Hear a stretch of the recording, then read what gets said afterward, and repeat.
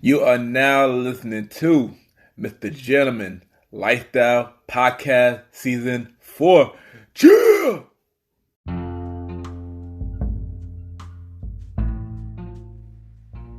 Yes, welcome back, everybody. Welcome back. And at the time, I got my special guest. Y'all already know who this man is. He is my co-host on Old School Show. He also, usually a part of the Premier Way podcast. And, we got the bro, the star, Roddy. Bro, how you doing? Yeah, I'm here. I'm ready. Welcome back on the show. But, usually you're my co-host. But today, we going to do a little something. You'll be on my... We'll be doing a one-on-one thing today, sit down, one-on-one interview. So, y'all ready for these raw and uncut stories? let's do it. You ready for these stories, Ken? Yeah, we ready, son. So you know what? I'm gonna start with this. So let them know where are you from, for those that know. Born and raised, Brooklyn, New York, East New York, man, all my life. Nice. So how was you growing up? Like, how would you like your childhood and stuff like that? How was you growing up? All right. So,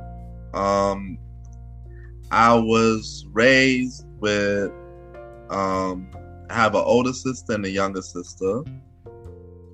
So it was us three, and my house always had people, no matter what. If it was like family members that came for a little bit or cousins or whatever. So there was always people around, and my mother's best friend kids were the same age as me and my sisters. So over the years, we just ended up from little, we were just always hanging out and going to their house and back and forth. Yeah. Sometimes it was just weird because I'm the only boy, so. I could relate. I could relate. You and I could relate. So it's like growing up, I didn't really have male figures around. I had my older brother, but he's 20 years older than me, so he already had kids our age, and I couldn't really see him as an older brother. Just like he come around, and be like, "Oh, there go Colin." Just excited to see him. Yeah. Nothing more, nothing less. I had a brother that I didn't know too well because he was in and out of Guyana. Like he was down there for a while. He came to stay with us. I was little, I was small, so I didn't remember any interaction with him or anything. So when he was living with us, it was probably in the early 90s. So I was small. Yeah. I have no real intellection of him or anything. The only person who really have a real intellection with him was my older sister, Fame. So, basically, growing up, I had, both my parents were married the whole time. My mother would work nights. My father would work days, come home from school, do homework with my father.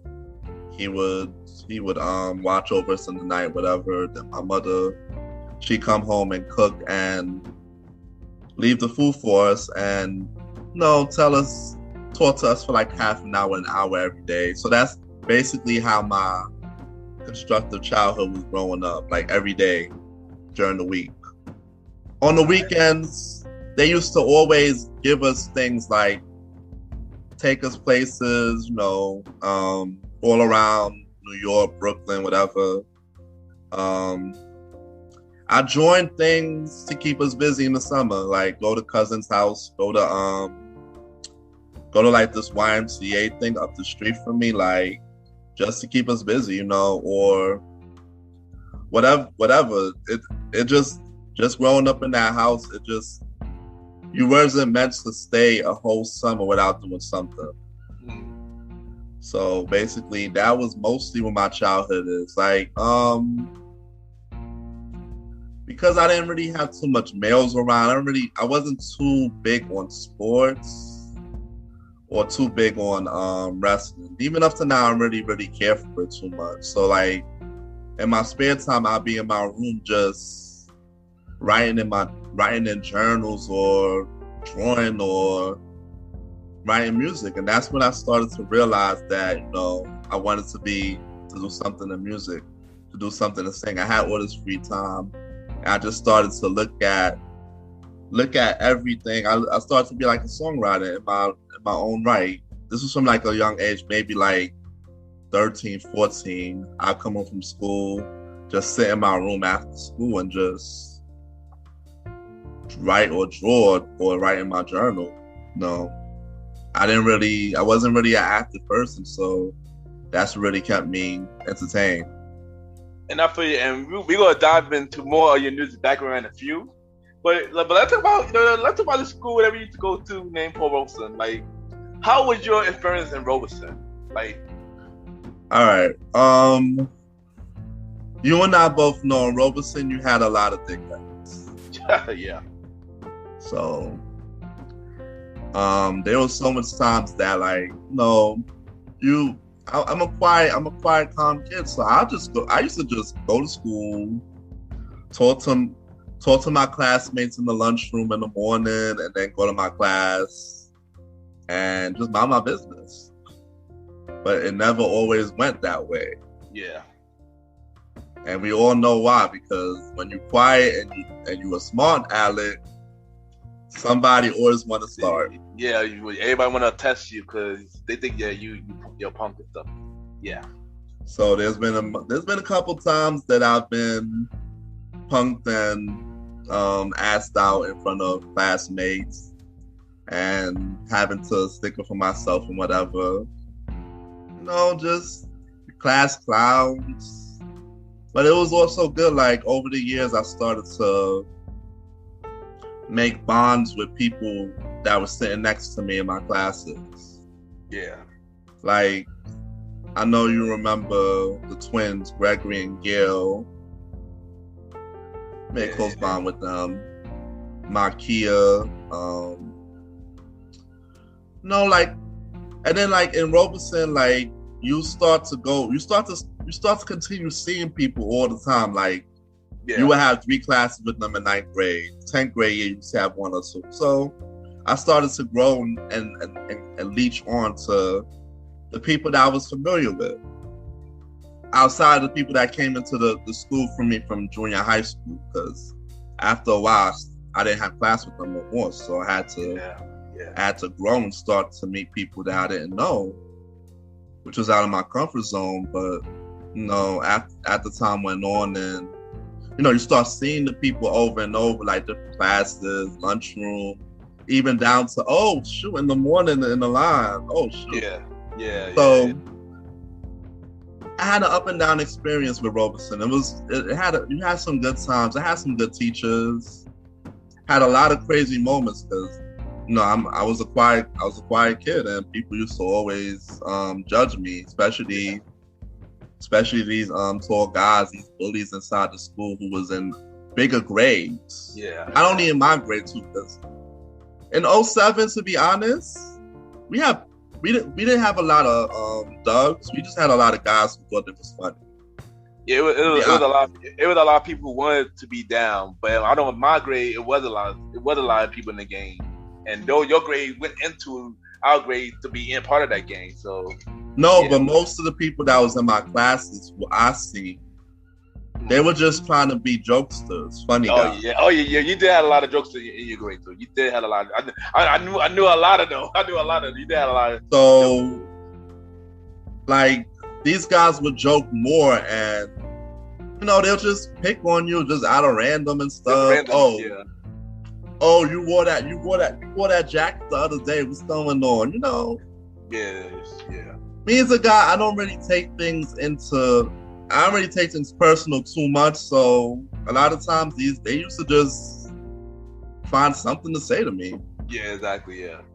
I'll be like, whatever. Just went back and wrote on my paper. My favorite teachers in Robeson, I remember, was like Miss Poole. She was a cutie. Yeah. Mr. Alexander, when I tell you that class was like a war zone. the global history one. Oh yeah. I heard. Every day, I think I was in 11th grade for third and fourth period. I think we had the school safety come in there. It was like, wow, every day they coming in here for somebody. But aside for that, gym was cool. What's his name? Tom Miles and Mr. No with the 55. Touch that door, you get 55. Yeah, Nose, man. By the way, rest in peace to Nose, man. Rest in peace to Nose. Nah, Nose was funny. I'm not even gonna lie. It was. I had him most of my time. So he used to call me by my last name. It used to just be funny. Lunchroom was kind of awkward for me for a while because I just sat with people I knew from classes. Yeah. I didn't really generally have friends during my lunch period. You get it? I get it. I mean, I got lucky in some times. For me, I got lucky at certain times. But I do know how you feel though. I do know how you feel. So it's not the same feeling as having a friend in your lunch period like everybody else did. Yeah. You're just sitting with people because y'all have classes together. Together, exactly. And because they know you since you had classes together, you could talk to them. They're not going to be like, oh, you're a loser, get away from the table. Depends who it is. Yeah. So that was basically my lunchroom experience and my gym experience in Robeson. Like, after a while, it just started to become known, though. Like, I was hanging around a lot of people, and they started talking to a lot of people, Yeah. I think I was feeling myself by the time I got to 10th and 11th grade. So I'm not even going to lie to you. Well, speaking of you going to 10th or 11th grade, I believe when you was in 11th grade, you met me. I believe 10th or 11th grade, I'm not sure. You met me. So how did we meet? Because I know I've been telling a story about it sometime. But you know who I met first? Yeah. RJB.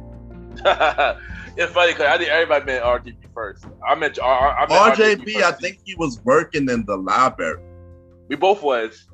But at the time, I seen him. Yeah. Because me and him were working at the same time, and he was there.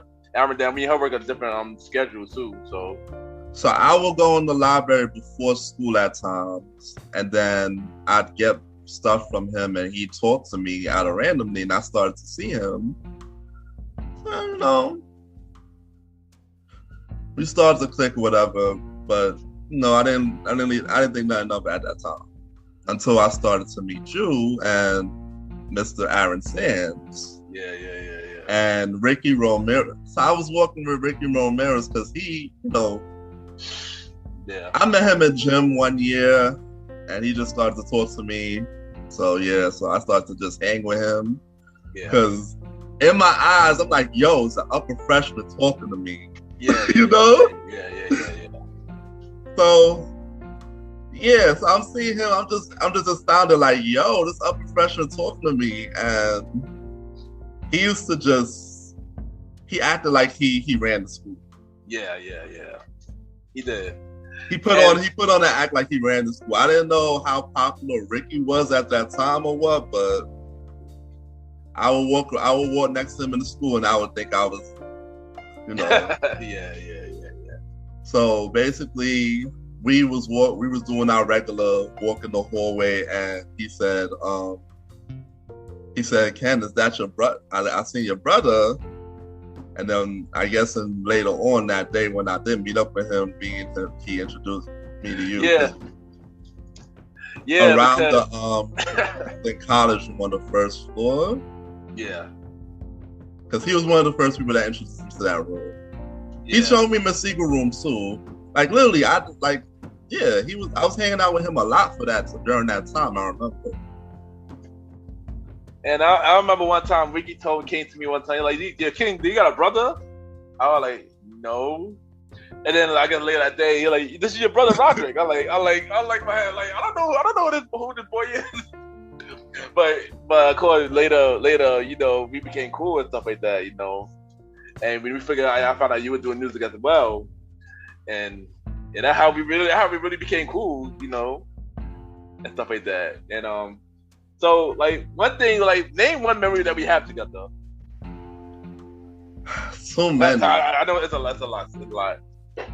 It could be in Robeson, it could be outside of Robeson, it could be the click days, it could be any memory. Cause we got a lot of memories together, son. I would say give me your top 3. If you just answer the top 3, I'm gonna give you that. So many. I remember we always used to just hang out at 14. Yeah. Every Friday night, it was like a Blazer click thing. Yeah. We used to just go to 14th Street and hang out. And basically, I used to try to come out in my best clothing, and y'all put me out there to scout some girls. I remember that. Yeah, even though we were trying to scout out some girls, we all were shy in our own way. We all didn't act like we wasn't shy, but we all were shy in our own way. Trust me. So there's a whole bunch of Blazer TV TV.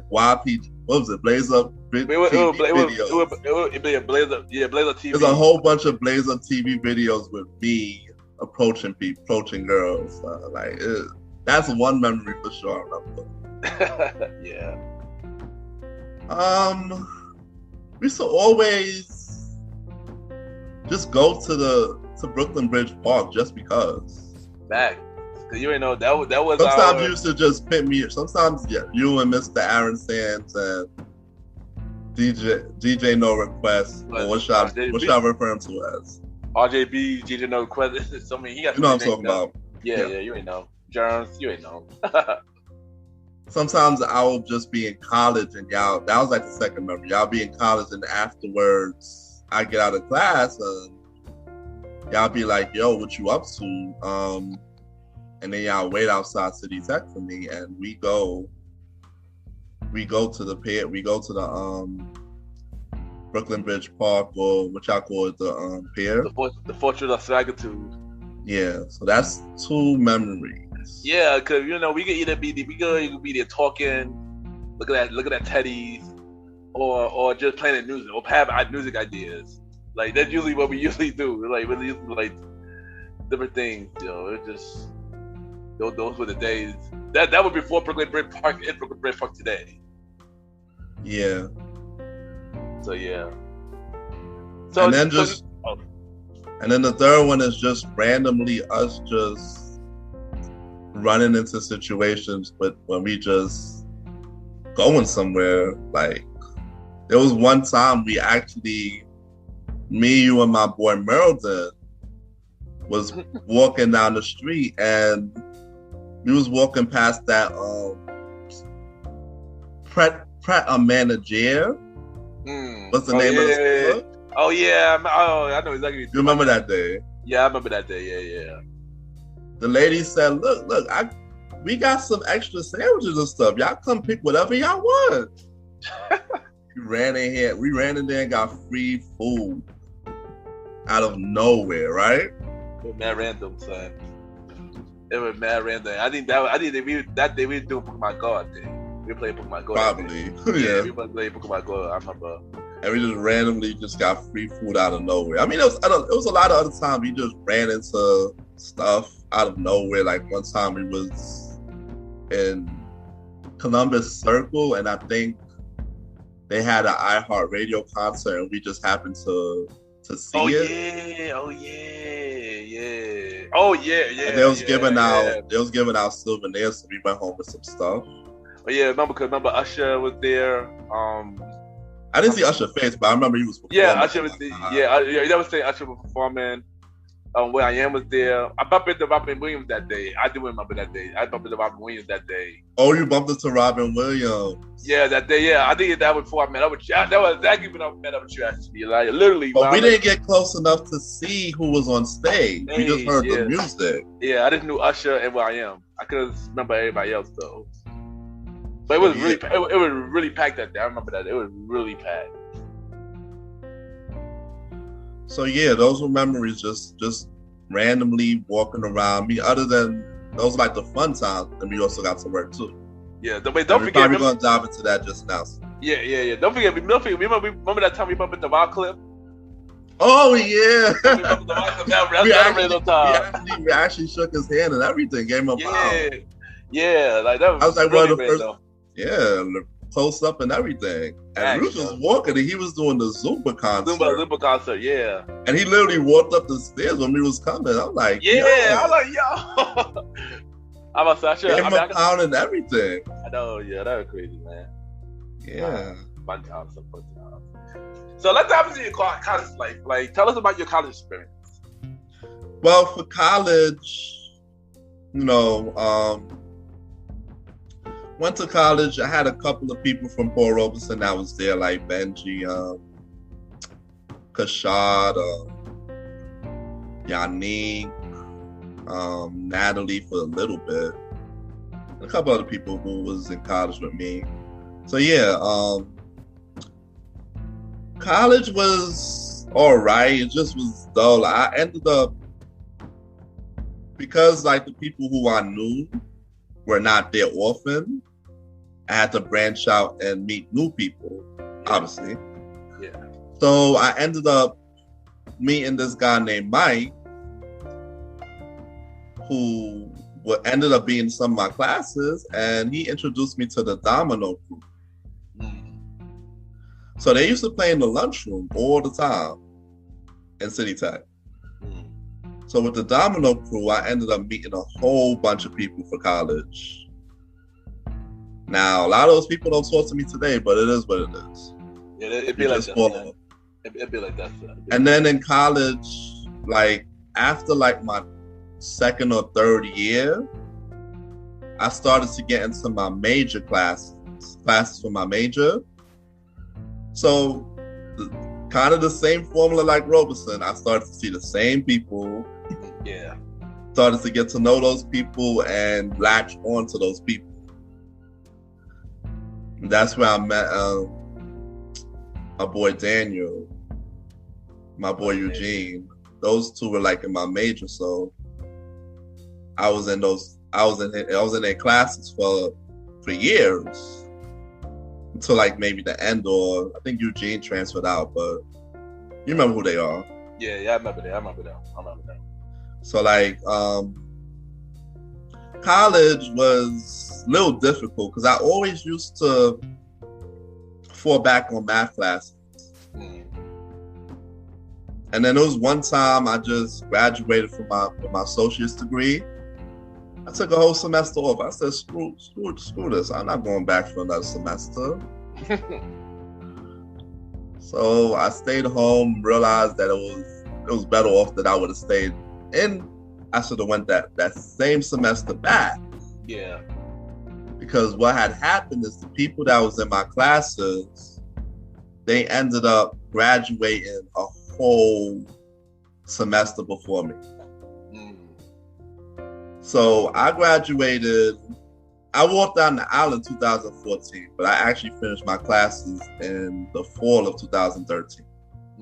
And my classmates, they finished in June 2013. Oh. So after they left, it gave me the ambition, the ammunition to go harder and finish it. Because I was like, why am I still here? I don't even want to be here. Like, that semester, I just went to class and literally left out the building because by that time, everybody I knew was gone. Yeah. I literally had nothing to, I had nobody to stay there with and chill with. There was newcomers coming in, like freshmen and people below me. I didn't know them. Yeah. So it was like the new generation of Degrassi. Basically. So, you know, even if I try to be down and fit in, it'll be out of place. Yeah. So college was okay. I mean, I met a couple people through there, you know, but there's only like maybe 5 or 6 people that I still talk to from there. No, maybe like 7 to 8, including Leah and Makeda, the twins. Oh yeah. Shout out to them as well. Hopefully they check out this episode. Yeah. So college was okay, you know. it was tough because I have a younger sister who's 2 years younger than me, and she's always competing with me.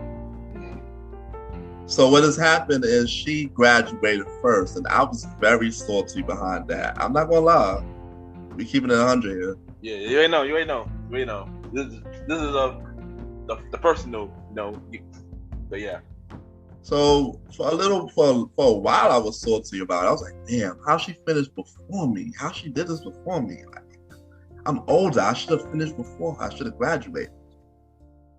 But personally, I wasn't taking 5 and 6 classes. I wasn't advancing, and because of the fact that my math classes I wasn't passing it on a timely basis, it had stopped me from going to the next level of my major classes. So there's only so much I could do. I was basically, I was held down. I couldn't do, until I passed a certain class, I couldn't do the next. Yeah. So during college, I went to college during the day. Sometimes I went to the party with y'all during the weekend. And then one year I just started to do security. I ain't like security. I realized it just wasn't for me, man. Yeah, you had to make money, son. You had to make money. I think we all did security at one point, son. Yeah, you had to make money, son. It's just a boring job, and I'm not the type of person that just could be like a statue and stand there. Yeah. Without movement or anything. Like, come on, they give you 8-hour shifts, 16-hour shifts to just stand there. Yeah, I know. So, so what happened? So I ended up college with you was there. Yeah, you ain't there. Yeah, graduation party. Yeah. In Canarsie. Fun time. So it was a fun time for them. So a lot of people was there. Pictures are still flowing around no matter what. It was nice to be celebrated. My graduation party. Even though my parents' friends filled up the whole spot, but it is what it is. That's been my life since I was a baby. So yeah, celebration. Give it your flower what you do here. So celebrate you, son. That's all that matters, yo. And you deserve it. So you deserve it. All right, so now we gonna switch gears a little bit, and we'll get into the music. So I think you spoke a little bit about this, but how did you get inspired to get into music, and what age did you discover your talent? I always was into R&B since I was a little kid. We get in the car, we just be taking turns singing group songs, me and my sisters. If it was like a John B song, I just sing it, or a Genuine song, whatever. So I loved it, and I always told myself, man, I gotta do some type of music someday. I feel you, man. So I would say since like 10, 11, I've been singing in cars and going places and singing. And I realized, because when you're young, you're just bored. Yeah. I know you probably experienced that with your sisters too. Yeah, you ain't know. Just like you, Roddy. I was doing music too, so I always wanted to do something. So when I was small, my mother we were just born in the house, so my mother just bought a little piano for us. Mm-hmm. And that's when I discovered music really, because I would use the songs on the piano. They would have like instrumental. Oh yeah. On the actual keyboard piano thing. Yeah. And we just write and sing songs to it. I think me, my sister, and my nephew was just in the middle of the night. We just come home from school, we just be bored. You know what I mean? And we just used to do that until it's time for bed. On the weekends, we did it too. So ever since then, I just started to write songs and perform. Yeah. And now speaking of that, you joined the Blazers. You joined the BUG. Well, by the time you joined, we literally changed it to the Blazer Click. So tell us, how do you feel when you joined the Blazer Click, and what did you have to do to join? I remember your audition. Give me your audition. I remember y'all invited me out to 42nd Street to the Information Center. Yeah. I was hyped. I said, yo, let me go. And then Mr. Aaron Sands said, perform a song of your choice. So I performed Raheem DeVaughn You. Yep. Right then and there, in front of you and Mr. Aaron Sands. I don't know if RJB was there that day. Nah, it was just us. John came later. I think it was just us two at that time. Right. It was us two. Yeah. So we in the Information Center, and I'm singing for y'all. That's the audition, and y'all said, okay, sounds great. The part of the click. Yeah. And how do you feel? Like, how do you felt when you joined? Like, how you felt when you got that? When we said you were part of the click? I was excited. I was very excited, like, to belong in something. And at the time, I didn't really have I didn't really have friends to chill with nothing. It was like summer of 07. Yeah. Right? Fresh out of Robeson, fresh out of high school. Yeah. So I felt great. I was excited. Then I started meeting up with y'all, and I realized that y'all was just chilling the whole 07 summer. Yep. And this is what you know. This era, as we know it, is called the BS era. And how do you feel about the BS era, where basically you joined a group where we were supposed to do music, but we didn't do nothing but music at all. All we did was run around, chill, and have fun, and just act a fool. How you feel about it?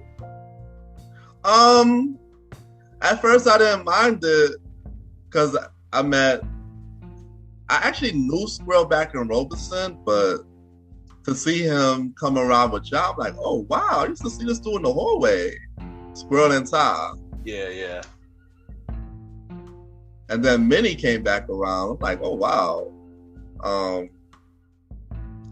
And then of course, like we mentioned in the beginning, Ricky. Yeah. So these are people, we were just chilling with them like every day during that 07 summer. We went to Coney Island. We just went to Manhattan. Yeah. All of that, right?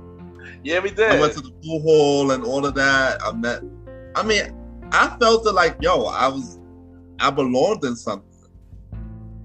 Yeah.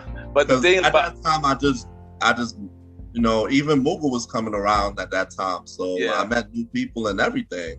Yeah, we all met new people like around that time. So, but the problem was around that time was we was a music group with not making music. Everybody would ask me, when are we playing our music? And that was a big thing.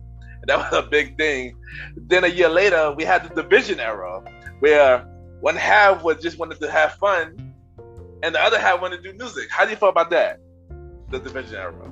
I honestly, that era is so vague to me. I don't understand. I don't remember exactly what was going down on that era.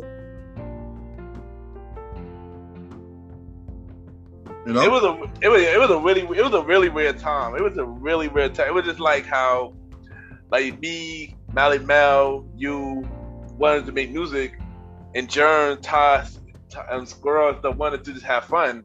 And it was a beef between me and Ty at the time, because they thought like I was the Diddy, but really I didn't really want to do music. Everybody kept asking me, everybody was harassing me, I should say, to make music, harassing us to make music. And Rondell was neutral. Rondell was on both sides to try to fix the beef. But Mally Mal didn't come around till later. No, he was around early. He came in early. He came back around. He came back around the 08. But he was always a part of. Yeah, he was around during the early days, but he came back around 08. Pretty much. I thought he came around when we started to actually write. He came back. Yeah, that week he came back around. He came back around that time. And rehearse. Yeah, but but speaking of that, we got the basement era. Speaking of the rehearsing, the basement era. Tell us about that. The basement era. Right. So basically, I elected to give up my basement for us to rehearse and write. So we used to just schedule every day during that summer at a certain time to come to my house, and we just sit in the basement. My basement didn't have no heat control. So let me tell you this: on hot days, it was hot days. It was. We used to go to the store and get 3 to 4 Minute Maid bottles. Yep. And put it in the fridge. Yep, that's true. That's how hot it used to be. And so during that time it was like real creative because we used to just sit there and just write. Yeah. Every day, just sit there and write. At first we just sat there and write, and then I'm just sitting there like, wait a minute. Why aren't we writing to beats? Yeah. We need to do something. We need to get some beats. So I started to look up this mastering beat making program. And I started off playing around with it. And I made a couple beats just off of the program itself. All right, stop right there. Cause we about to talk about the first song you made. So let's talk about "I'm a Star." That was the first song that you made. So let's talk about "I'm a Star," the original, how that came together, the originality of the song, and how you became Roddy, the Star Roddy Ride. All right. So, like I was telling you, we sitting in the basement writing songs all day, and I just wrote "I'm a Star" out of nowhere. I'm writing it. I'm trying to figure out a way to perfect it. And then, of course, like, we'll just be writing randomly, like, a couple days a week. And then on Friday nights was the ultimate go to 14th Street. Yeah. Yeah. It was the ultimate go to 14th Street day. So yeah. One time, because all week I'm writing the song and I'm over here trying to perfect them, trying to figure it out. So we head to 14th Street, and I'm like, yo, I like this. You're looking at a star. It's nice. I need a rapper on this. So you and I both know who I elected to be the first rapper. Yeah. It was Mr. Aaron Sayers. I said, yo, can you write a verse with this? But at the time, I didn't make the beat. It wasn't until like the next week, I think. Yeah. When we came back for rehearsal, I made that beat and I played it for y'all. And the funny thing, you and Mr. Aaron Sam, y'all performed that on South Beach Seaport, and that video went viral. Remember that? That video went viral. It's weird because I don't even think I was saying the right words on there. I was just saying random stuff for the actual song. Yeah. But that was ironic. Yeah.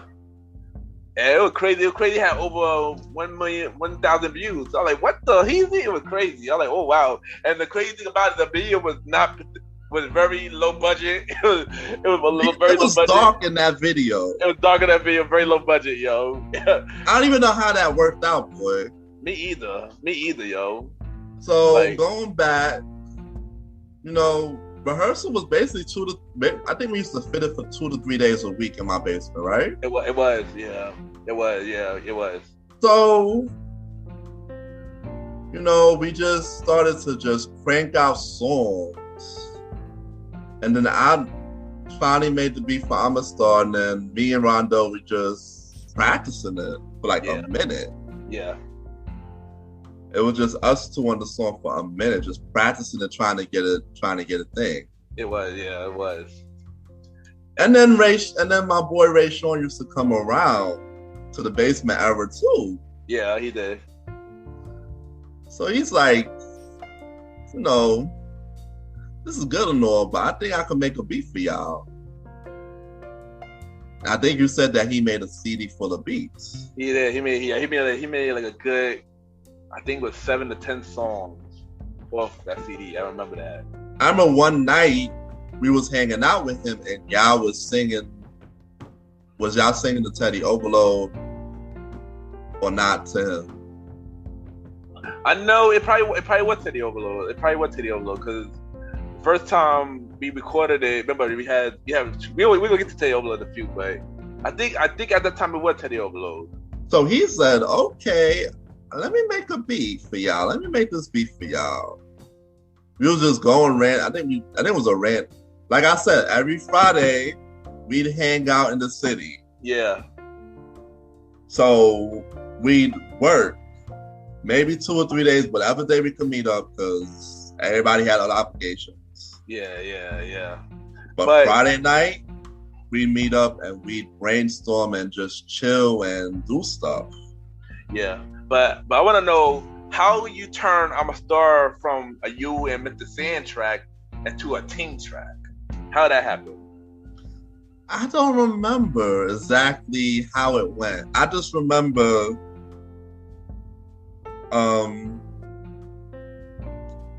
making the beat longer. Yeah. Looping the, like, I don't know, I was just experimenting with the software. So after a while, I just started to just loop the beat and make it longer. And I said, and RJB said, "Wait a minute, this is long enough for me to jump on this." Remember? Yeah. And then Alvin and then Mally Bell also said, "It's long enough for me to jump on it." So it ended up being it ended up being the second Blaze Uptick song. Single, yeah. Even though I didn't have a verse on the song, but I was on the backup for the chorus, and I was the hype man of the song. I was the hype man of the song. Which worked good. It worked good though. It worked good. So after a while, I think I only made like 2 beats, three beats. I think I made 4. Are You Ready For Me? I'm a Star. And Fantasies to Reality. I don't even know. I think we should have just trashed that song. Yeah. And Mr. Aaron Sands came and made a bunch of beats. Yeah, which we're about to get into this now, but let's go back to Teddy Overload, because let's talk more about that. How you feel about Teddy Overload, and how you feel about the success of it? Oh my gosh. Everybody know what Teddy Overload did to them. For me, every family member had that song on their stuff. We were sharing the link like crazy. So anybody who knew us personally at that time knew how to get to that song, downloaded that song. I tell you, and the fact that I was going to college, I was able to spread it faster. To the point where people would see me, Ken and Rondo walk past City Tech and say, "Hey, are those the Teddy Overload boys?" Yo, God. Yo, we were really the Teddy Overload boys around that time. Yo, it was crazy how people we got used that to name. spot us outside my college and say, "Yo, that's the Teddy Overload boys." I remember one time a girl, "Oh my God, it's Ken, the Teddy Overload boys." I'm like, yo, those are not even our names. That was not even our names. But everybody knows that when something gets popular, there's always some phrase for it. Yeah. That was just a phrase for us. Yeah, and the crazy thing about it, Teddy Overload was played on Power 105. That was later. A year later. It was a year later, but I remember when we went to Stratosphere and recorded it. Yeah, we officially recorded it. Because here's the thing. Original version, it was myself, Mr. Aaron Sands, Roddy Rod, and RJB. That was the original version, and the original version was very dirty. I remember I recorded the original version on my tape recorder. Yeah, you did. Yeah, we did. And I tried to be, and then Alvin came the next day and said, "Nah, y'all gotta master this. This sound like trash." But the crazy thing about I put it on MySpace, and that ended up getting like a whole lot of views. The people love the song off the bat. That version still got a lot of views. Yeah, off the bat. And that wasn't even the official version. So we went to the studio, and Jern got so frustrated with Alvin, he left the studio. So yeah, that really happened. Jern got frustrated, he left. So I'm over here like, let me tell you how I felt that day. Yeah, tell your side. Because I think everybody told how they felt that day. Yeah. You never told you how you felt about it that day. Yo, so I'm excited. I'm like, oh my gosh, our first studio session. Yeah, yep. Oh man. And then we over here doing it, and then I see Jer's inside the booth. And you know, Stratosphere, you have the seats. Yeah. So I see Jer's in the booth. And after the second or third take, he just get up and just leave. Left. Yeah, I like about how I'm like, yo, what the fuck? What the hell's going on? This is our money we spend it here. I like, Jeremy, what you doing? He like, I'm out of here. He got so frustrated, yo. And this is our money we spend it here. In my mind, I'm like, yeah, exactly. But the good thing about it, he was able to record "I'm a Star." Yeah, "I'm a Star" was done already. Like, "I'm a Star" was already done. It was just Teddy that wasn't done. So Alvin had to step in. He was like, "I got it. I go." Yeah, Alvin that excited. Remember, Alvin went down on the original song, so he was so that happy. Excited he went. Yeah. He was so and the excited. crazy thing about Teddy Overload, when we was writing it, we couldn't even get your verse to be together at one point. You remember? Yeah, because remember my verse was too dirty. The original version was dirty, so I had to figure out a way to clean it up. And then y'all helped me out. Y'all helped me clean it up. I think you and your sister actually. Yes, it was Ashley who also gave suggestions. Yeah. Shout out to her. Shout out to her, because she helped me clean up. She helped me clean up the verse, which kind of made me Mr. Gentleman. So she actually played a part in me becoming Mr. Gentleman. So she played a small part. I gotta say that. She played a small part. That's crazy. I gotta shout her out for that. But yeah, so I had to. So I had a hard time cleaning it. And I'm a songwriter too, so I had a hard time making something that makes sense. And then she gave me the idea, and I was like, oh snap, this fit. And then we just ran with it, and that's when we finished the song. And so we recorded it. I think Minnie came with us too that day. She did. Wait, she probably did. I know she came with us when we performed. I don't remember she was there. Oh, perform. Yeah. This song did so many things, Joe. It's crazy. The song just took off. Like, once we put it online, it was just like, yo, I can't believe I made a hit song with the group. That's how I felt. I felt that same way too. I'm like, oh my gosh, everybody's just retweeting the song, retweeting the post. Retweeting the post. Fucking, I don't remember the numbers on the first time you did it was over thousands. It was over 1,000, yeah. I mean, one time it was 1,000 plays on Twitch Switch, whatever the thing the player was at that time. It was Twitch. MySpace, it grew crazy. We had like, man, we were crazy. We got to crazy play for it. Like I said, we got to play 187 power on 5. That was big. Even people who didn't talk to me after Roberson was sharing it. For I real. said, wait a minute. That's y'all see what I see? This person just shared it. That's the crazy thing about it. And I was like, yo, this is crazy. Y'all don't talk to me, but y'all share this shit? Yeah. And then also we play on College Station and everything. We just like, yo, song is just wow. Song was big, and it made us big at some point. We could have got even bigger, but it was just an amazing feeling. That's one which shout out to Ray Sean, man, DJ Catch It, man. That's why we're gonna have this special reunion for him soon. Yeah, definitely. No, actually, dude, when this is out, it's already ready to be happening. But yeah. Yeah. That's why I need my boys to pull up. You ain't know, man. But that's the wonders. Yeah, it really did, yo. And then, and then it was like we performed that song, and it still did great. Yeah, it don't even matter what we perform next, though. Yeah.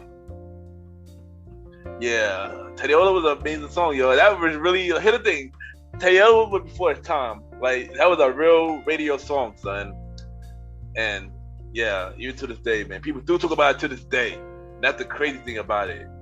So, yeah. But let's talk about the third single that we had called Rebound.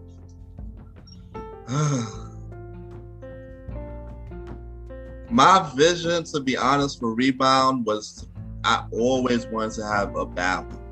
Yeah. I think I knew that. I always wanted to make a ballad.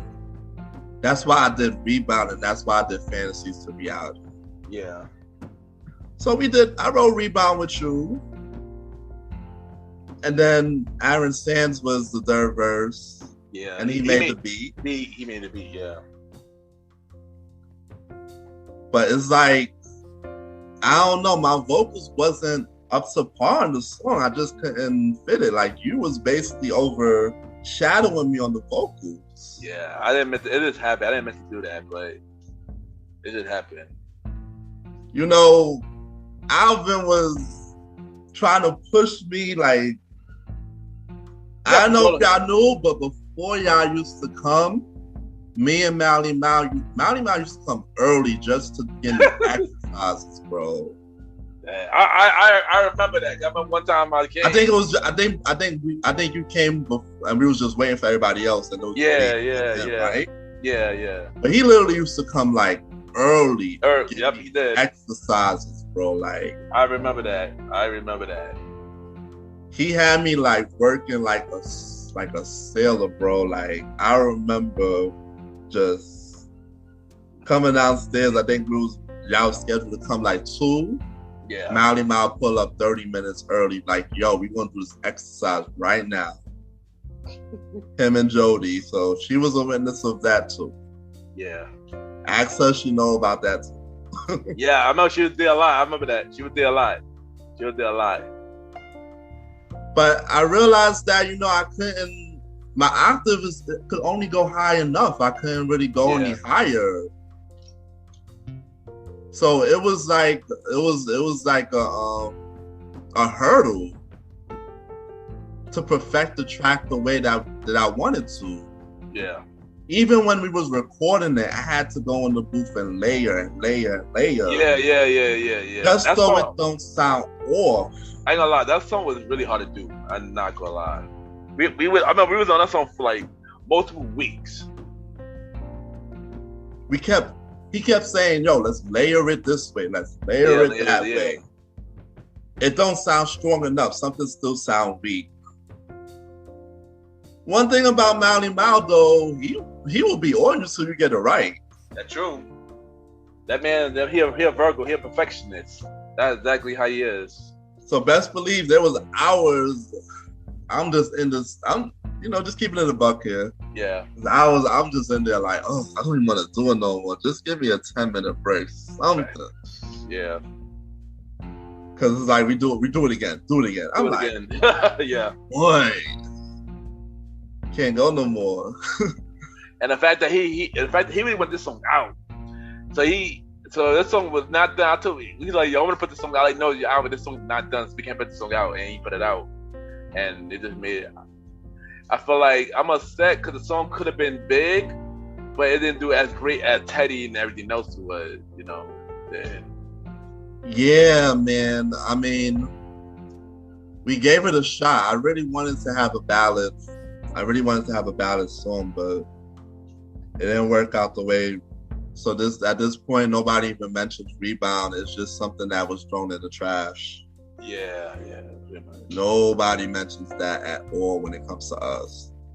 It was so bad that when we released the song, we had to hurry up and release I'm a Star like maybe a few weeks later and forget that song existed. Yeah, that's true. Yeah, because everybody wait for the recorded version of I'm a Star for a long time. We recorded when we used to perform it live. we got bad reactions and everything. It was just not a good vibe. So yeah, Rebound. Yeah, it was not a good vibe at all. It got to the point where we couldn't even talk or mention the song no more. Like, oh yeah. But then Amistar saved us. Yeah. Because there was some people that actually did. After Teddy Overload, you don't want to hear something more. So yeah. People took an interest to Amistar. And Amistar took off for what it was. It wasn't as successful, but it did what it did. It did what it did, yeah. And the crazy thing, we have more songs, but it's never been released. So let's talk about what is one song that maybe Mr. Ron Emerson made, or you made, or I made, that we wish we could have put out, that wish would have been recorded. Are You Ready For Me? Yeah. I like the way I like the way we all sounded on there. When we used to do it in rehearsal, we all used to just have fun. Yeah. Not gonna lie. It was a fun song. It was a fun song. And if we had got it recorded and were able to perform it, the audience would have been jiving with us too. I guarantee you that. Better the chorus, yeah. Because I gotta say one thing though. You make really good choruses, son. You make really good choruses, yo. I ain't gonna fight. And I thought I was the one that make good choruses, but now you make good choruses, son. I'm not gonna lie. Your choruses, you actually make radio ready choruses. And I usually make complicated choruses. I mean, don't choruses, but complicated, like, and stuff like that. So. And once again, we tried Caramel Dreams. It's just I never knew how to write it or deliver it. Yeah, we just never record that either. Yeah, I don't know. No, but I couldn't deliver it right because we performed it once and it just came out bad. Bad, it came out bad. I was embarrassed. I was embarrassed in that one. Like, what's his name? Alvin is cool, but he really wanted us to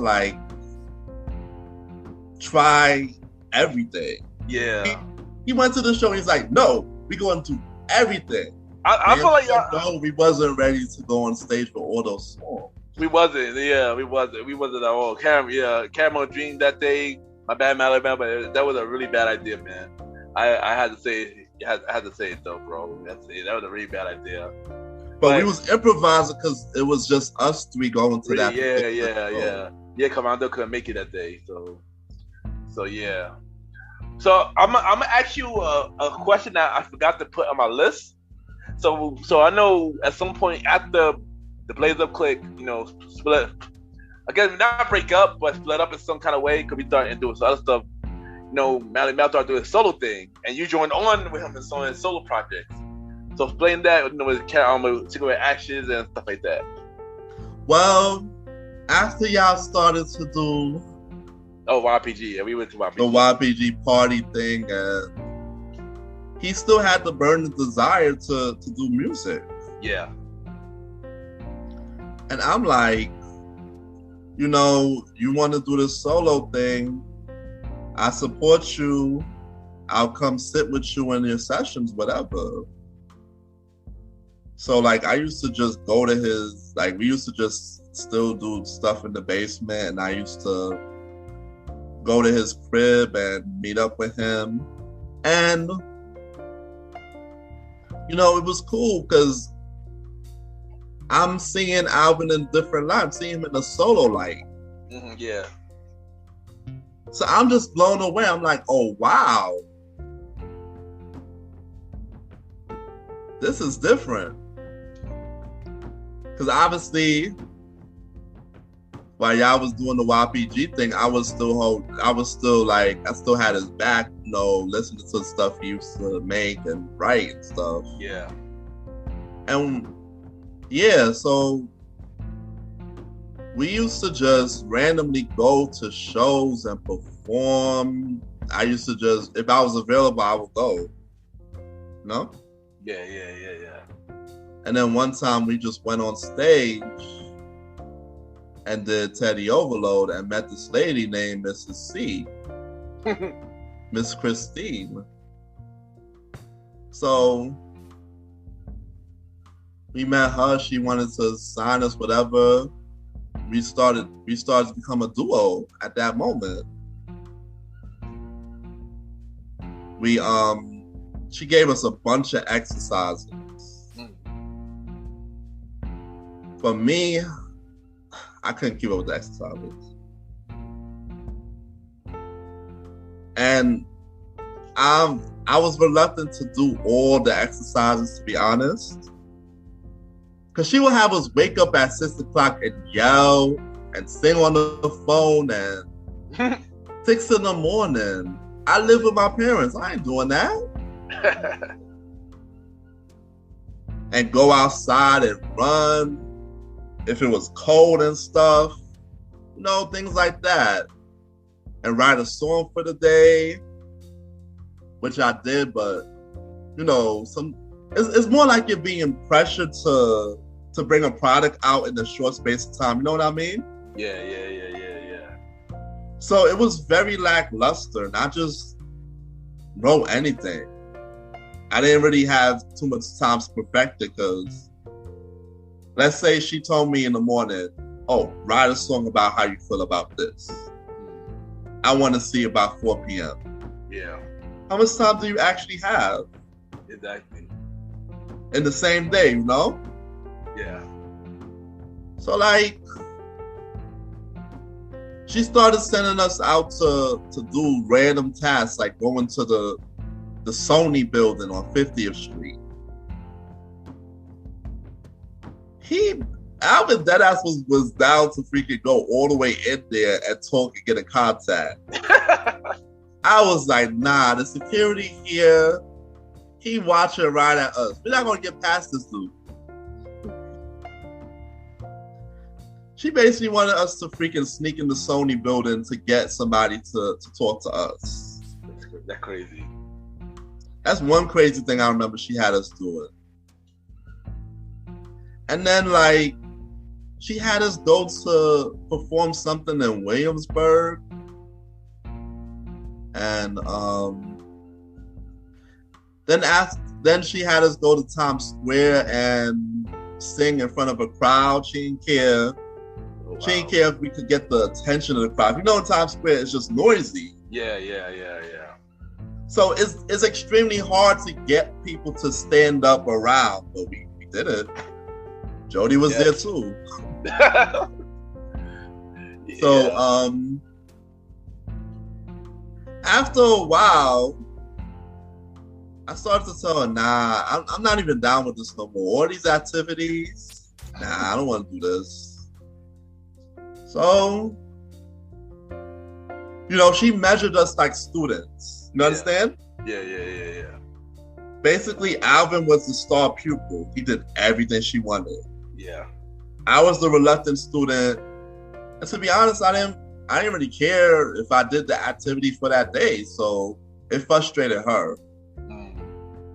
She's like, you know, I'm not seeing you put in the effort, the energy no more to do this. So I need you to do this today. I need you to tell your boy Mounty Mal how you feel and that you're not down for this no more. Tell him the truth.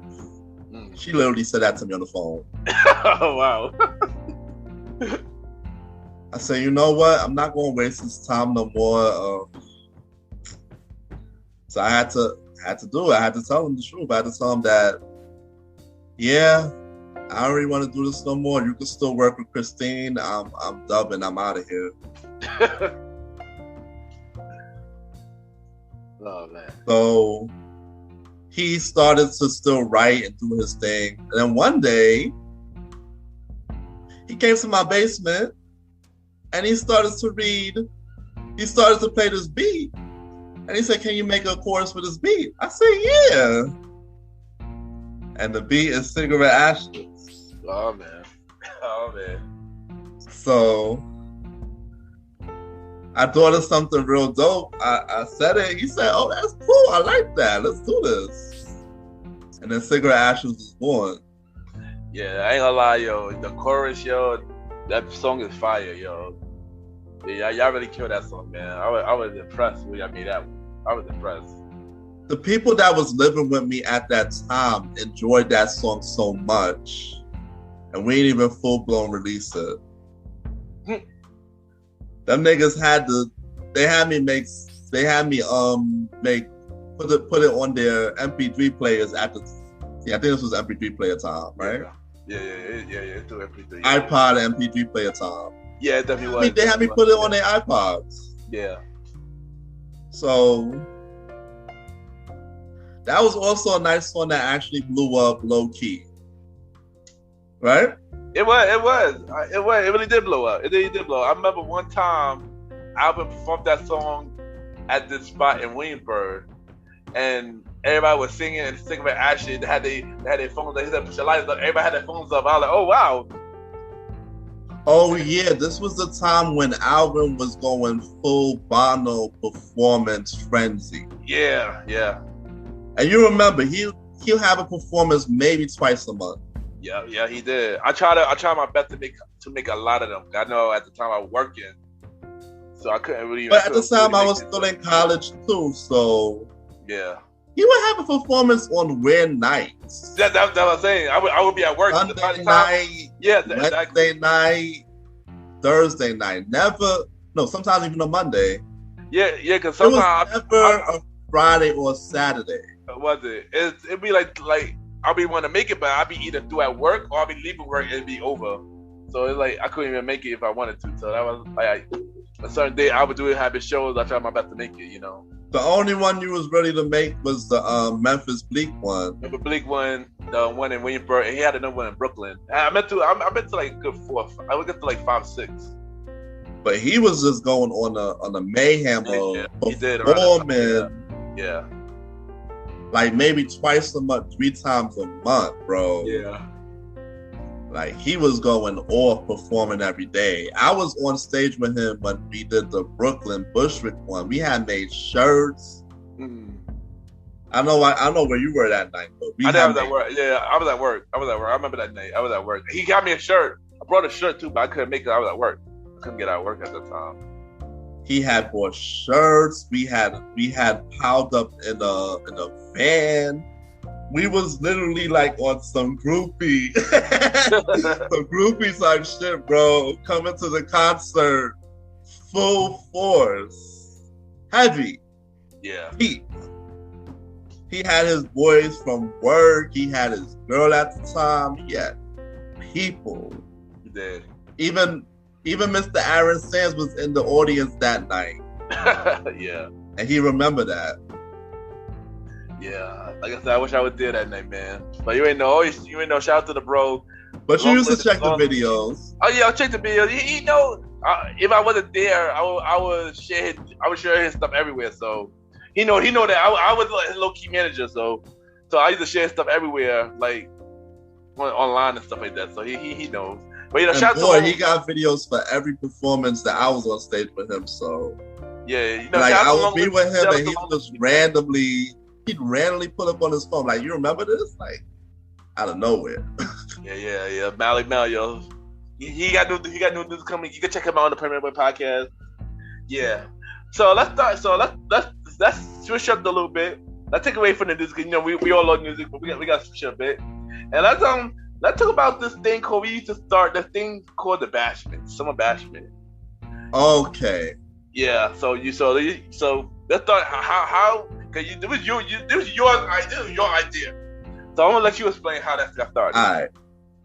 So if y'all don't know, my mother and my father used to throw parties in my basement before I was born and while I was little. So I asked my mom. I said, "Look, y'all always throwing parties down here. I want to throw a party down here now."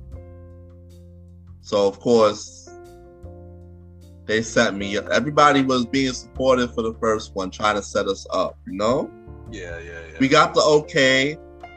Y'all came to rehearsal. I told y'all, so we started to plan. Yeah.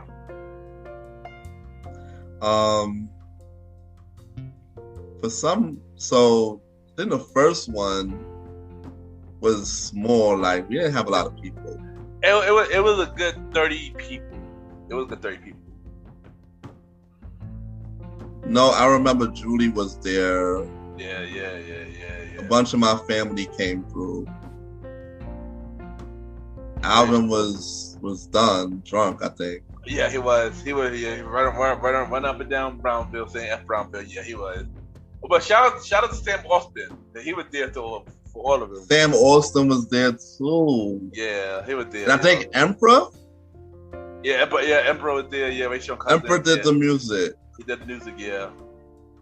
Him, Ray Sean did the music for the first one. So my cousin cooked the food. Yeah, we set it up real nice. And it was actually good. Yeah. We started to post pictures about it on Facebook at the time. Yeah.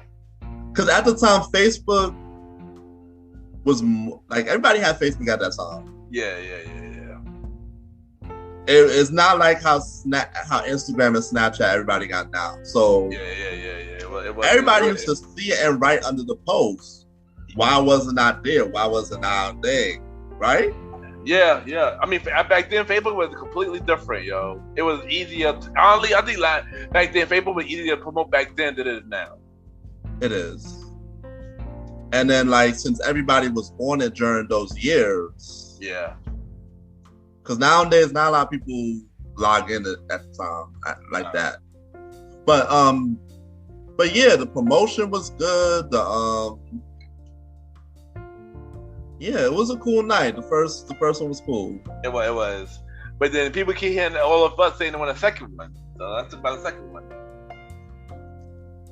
Oh, God. Oh, man.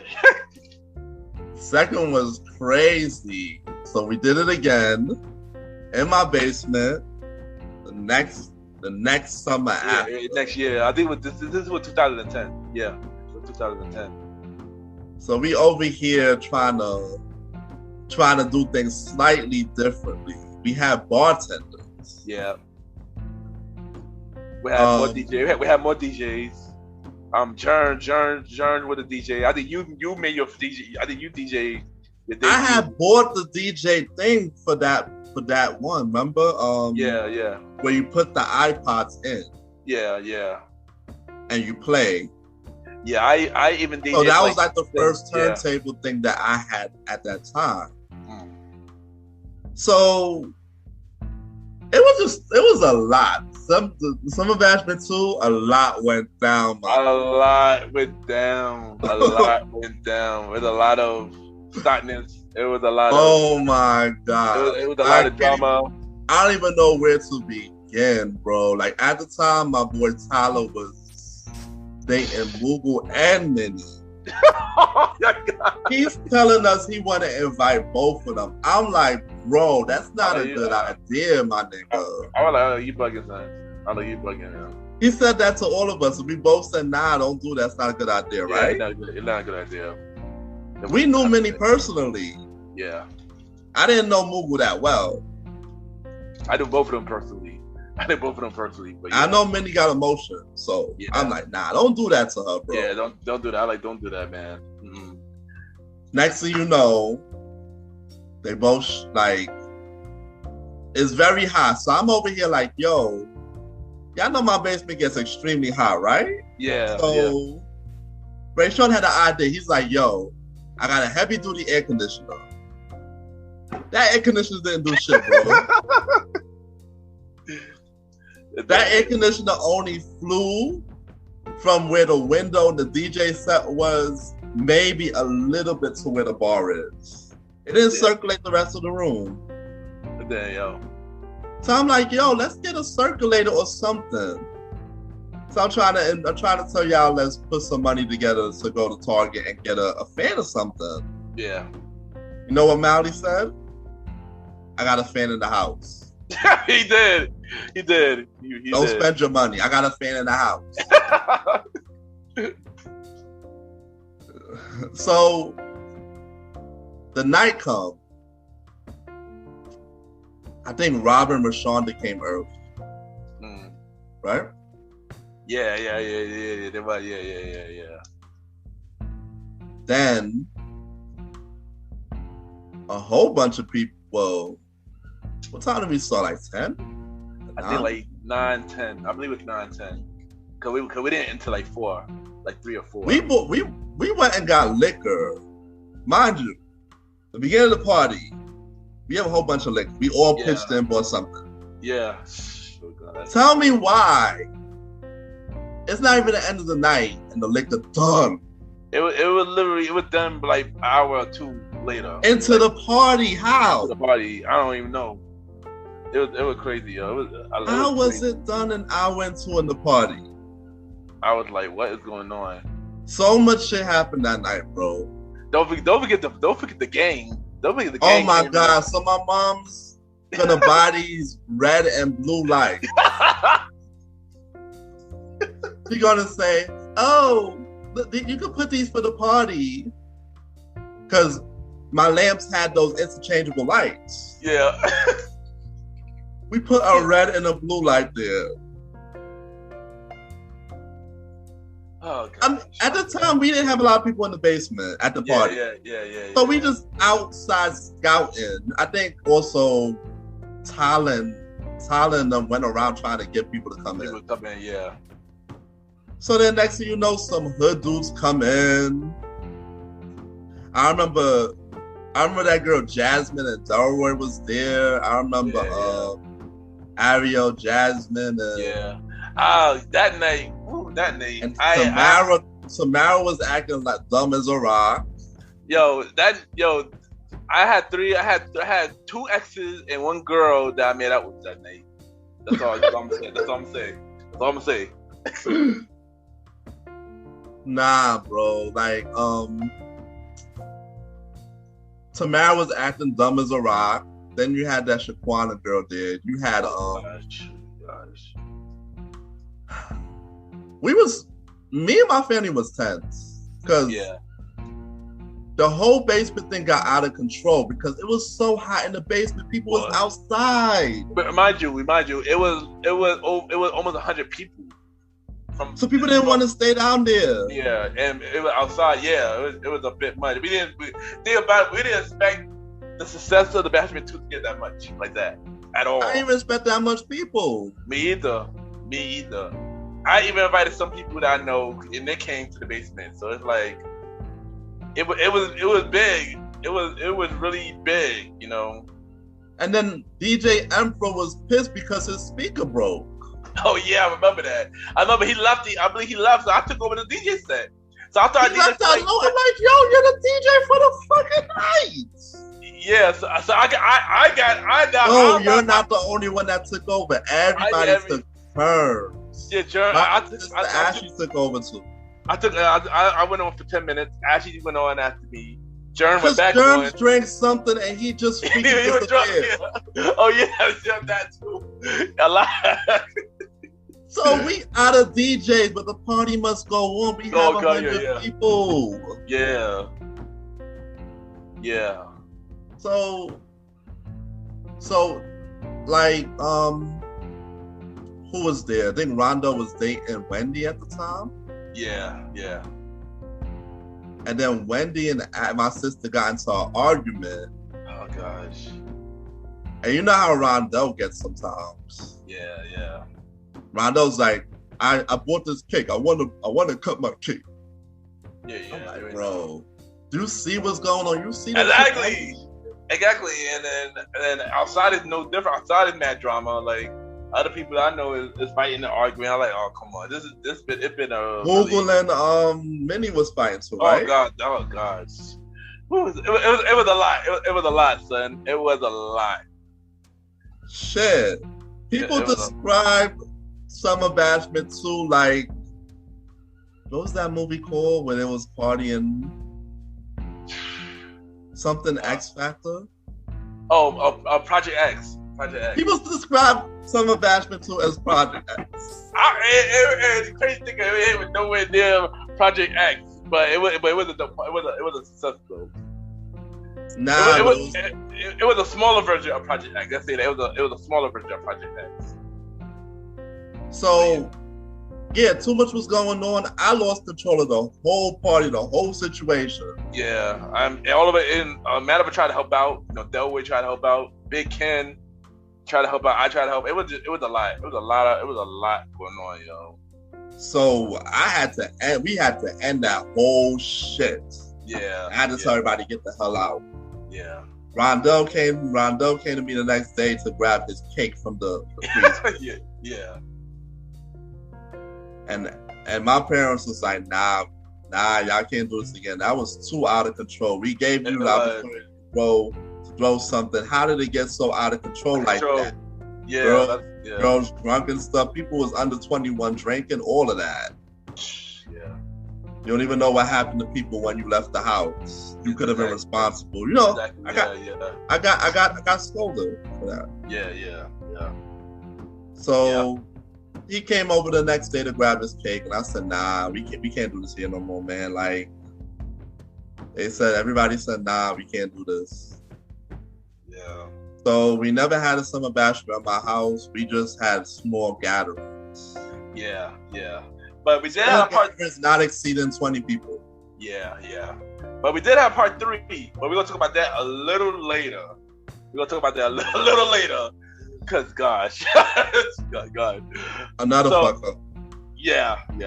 So let's talk about the RPG era. So I know you was a part of RPG for a little bit too. So tell us how you feel about RPG. Well, the Summer Crab Fest was great.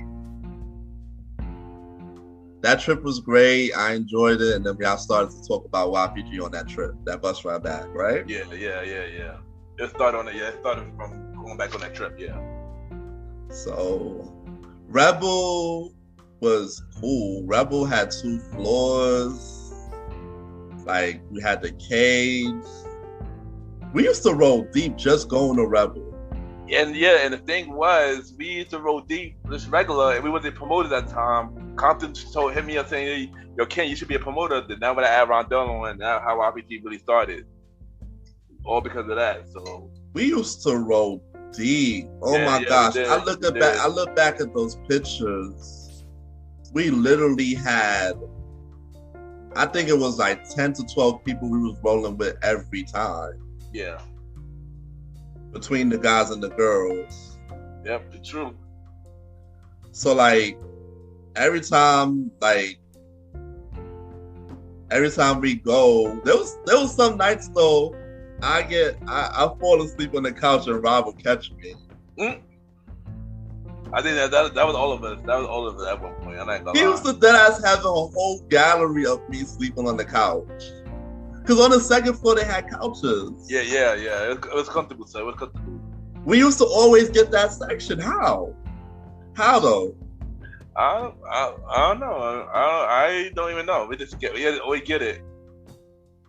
But it was just a good party. Like, it was so much females. Like, you was guaranteed to at least get a number in there. True. 2 floors full of females. True. Man. And we had that's when we started to link up with Michael Clark Alon and his people. Yeah. At Rebel. Yeah, Rebel, yeah.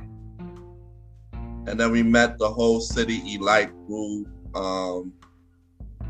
We were just meeting a whole bunch of people during that time. Yeah. Some of those people are still actually on my Instagram. So yeah. Yeah. So Rebel was great. I just wish that Rebel didn't have to end. Me either, son. Rebel was a good spot, yo. Rebel was a cool spot. It was really fun, man. Anybody who was partying with us during that time, remember and wanted to go back to Rebel. Yep. Because we was just rolling deep there. That's true.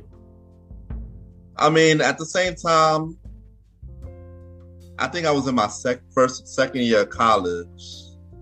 So after y'all stopped doing Rebel, I started to get deeper into school. So I stopped coming less. Yeah. Yeah, because so, after Rebel, we did Octagon. I don't think I used to go to Octagon as heavy as y'all did. I mean, we were promoted. We had to go. We were working there. We had to go. But yeah. So like during the time that y'all got Octagon, I was starting to get like heavy into my schoolwork. So there was a lot of times I would just not go. Yeah. But like y'all had Raymond go. Y'all had that's when y'all met. That's when you put on Email and the other guy. Yeah, Email and Shy. Yeah, Shy Money. Yeah. So and then Andre James and Andre started coming around Octagon as well. Oh, for Octagon they started. Yeah. And then they really came a part of the team when we got to Taj and stuff. But to be honest, I wasn't even working, so it was a lot of times I couldn't even come out too. Yeah, that's true. Yeah. I was extremely broke, bro. Like if I couldn't get, it was so bad. Like I remember that time. So I remember that time. Yeah. I had to ask my pops for like $40 just to go. Sometimes if I didn't even get it, I wouldn't even leave the house unless one of y'all say y'all got me. And if none of y'all could get me in that night, it was a dub too. Like because I remember you had the one person in pass. Yeah. So I was coming with that. Yeah.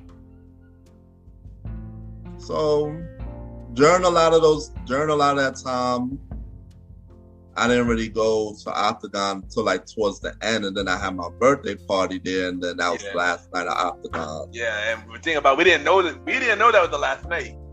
We didn't know that was the last night. Yeah, nobody, the whole club, it shut down right after. Well, for that event, it shut down for that event, but then it shut down completely a little later. But then somebody reopened Octagon and then closed again officially. So it was crazy because everybody did their birthday thing there. Yeah. You. I did it twice. I did my birthday there twice. You, Mr. Aaron Sands did his. Yeah. Some of the girls.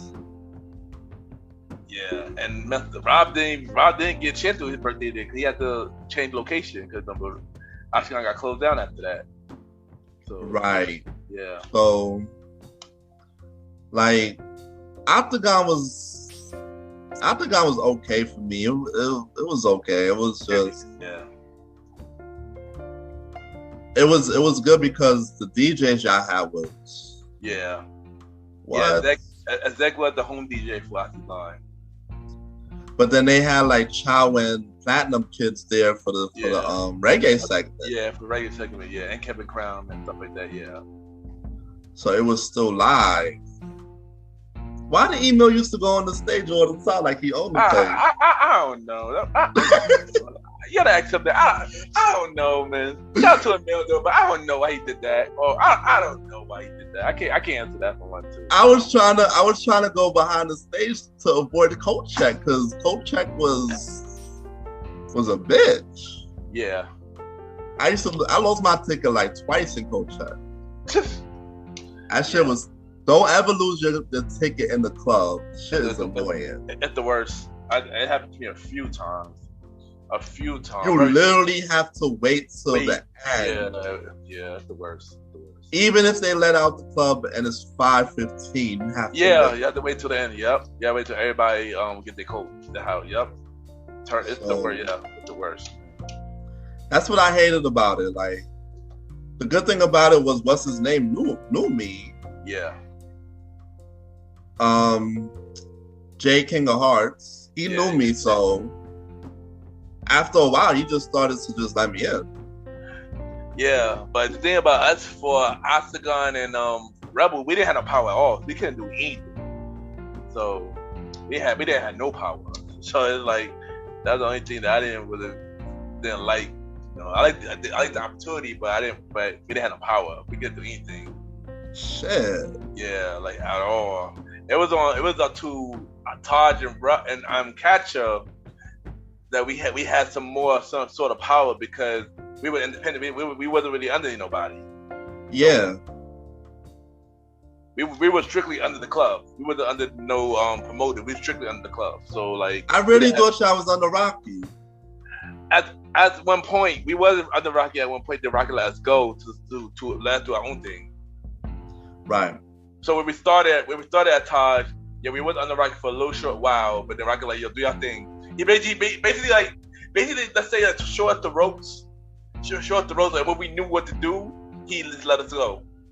That's basically what it was. Basically, he didn't want to show us the business, and when we knew around Taj, he did like, yo, do your thing. And Taj was a little iffy for me sometimes because there was times I did not know how to dress. Yeah. To get in. Like, I had my favorite sneaker boot. Yeah. And they saw that as not dress code. Yeah. Try to be early college days, the dress code was really complicated, yo. It was really hard to explain dress code. Really complicated. Like, it was. And I know you as a promoter used to get backlash in the comments. Yeah, a lot of it. Yep, a lot of it. It was annoying. That I had to push the dress code and stuff too, so people won't, because if we get, you want to go all the way there and get turned away. Exactly, and it was annoying. I mean, like I said, when we first got the tie, it was hard to adjust the tie because it was a completely different thing. When we were on our own too, it wasn't like Oscar. It wasn't like Oscar and Rebel where they were laid back. We was in a strict place. So more upscale than anything. Let's say that. So for a long time, Taj turned me off too. Yeah. So y'all was just start seeing me at catcher. Yeah, because catcher was a little bit more laid back. I was more able to get in that catcher than Taj. Yeah. Plus, it depended how I felt. Yeah. So, like, for a long time, I went to catcher. Then I went back to Taj because I started to realize that that's where James and Andre and them was pulling up. Yeah.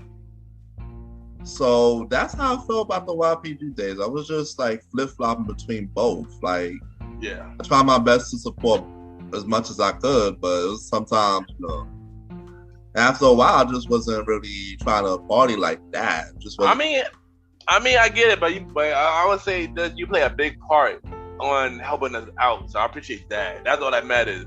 At the time, we would try to grow, so we didn't need to as much hands as we can. You play a big part in our growth, so I appreciate that 100% when it came to you. But during the YPG time, we had Summer Bashment 2, so Summer Bashment 3. Tell us about Summer Bashment 3. Well, this is my thought process for Summer Bashment 3. Alright, so we planning it. We like, alright, can't do it at my crib no more, so let's find somewhere else to do it. Yeah. We elect to do it at Raymond's mother's house in Canarsie, deep Canarsie. Yeah. So we like, alright, they want one something to rent the basement or whatever. Yeah. So we did that. Everybody wanted to be involved, so I tried to make the flyer with my boy Sean. Oh yeah, Sean, yeah. And Sean was on his flyer shit at the time. He was. He actually showed me like 3 or 4 before I actually said, "This is it." Yeah. So he made a flyer. He started to help us push the flyer when we were doing it too. Yeah. I said, "Look, we're gonna try to get bartenders." Yeah. So I tried to get my homegirl Tati to be one of the bartenders. And Sharice was the bartender too. Sharice was the bartender too. Yeah. Then of course y'all try to put me and RJB as DJs. Yeah. It seemed like this one we wanted everybody to play a role. Oh yeah, exactly. Yeah. That's what we was trying to aim for, right? Everybody had to contribute some way, right? Yeah. Everybody had to play a role. Of course, me around there was more of the main promoters and stuff like that, and do everything else. Where everybody else had a role. Y'all two with the DJ. We had security. Well, everybody was a promoter in their own way, but yeah, everybody had a role for this one. Yeah. So the promotion was just low for this. Yeah, it was. Yeah, because one, they felt like the location was too far for them. Too far. Too far for them. That was like one of the biggest. My mind state was because it was still in Brooklyn. I thought that some people would have been able to pop out even if they was on our friends list. Yeah. Yeah. But obviously those people didn't want to show up, so it's whatever. Yeah, pretty much. It was a lie, man. But shout out to Sam Austin came through. he loved the film Batman. He came through. And Sam Austin's a loyal guy. He my guy. He was on Mr. Jim, like the podcast. I believe episode 66. Check out the episode. My thing I like is people who stay down with you even when shit goes left. Exactly, yeah. And don't nag or complain. Exactly. Understand that things go wrong. Exactly, yeah. And things went wrong a lot that night. A lot that night. Oh my gosh, yeah, things bro. went wrong a lot that night, and it was some drama. It was a lot. It was crazy, bro. Like, I was trying to get the DJ thing, but I wasn't even like fully prepared to go live. Yeah. I was trying to wing it, but because everybody listening kind of knew. Yeah. I think Germs went for like a short time. Yeah, pretty much. I know why he only went for a short time. I don't know either. He could have kind of saved that situation. I don't know where he was at.